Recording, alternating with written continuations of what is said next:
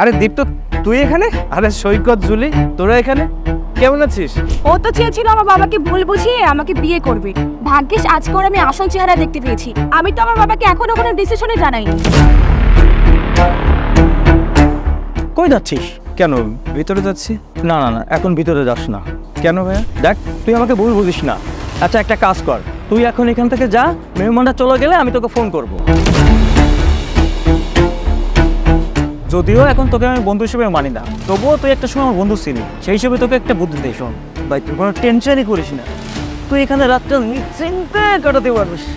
আচ্ছা তুই থাক, আমি আসি তাইলে।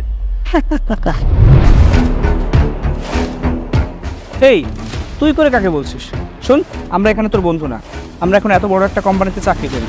আর এখানে যদি কেউ দেখে ফেলে আমাদের সাথে এইভাবে কথা বলছিস, এখানে আমাদের মান সম্মান থাকবে? মিস্টার সৈকত আর জুলিয়েট, আপনাদের ভিতরে যাওয়ার কোনো প্রয়োজন নেই। কিন্তু কেন স্যার? আমাদের তো আজকে থেকে এই অফিসে জয়েন করার কথা ছিল। হ্যাঁ, কথা ছিল, কিন্তু চাকরিটা যেহেতু নেই, আপনাদের ভিতরে যাওয়ার প্রয়োজনও নেই। আরে দীপ্ত, তুই এখানে কি করছিস? আর তুই স্যুট বুট পরে চেয়ারম্যান স্যারের চেয়ারে কেন বসছিস? কি ব্যাপার, তুই ঘর বাড়ি কোম্পানি হারিয়ে একেবারে পাগল হয়ে গেছিস নাকি? দেখ, সময় থাকতে এখান থেকে যা।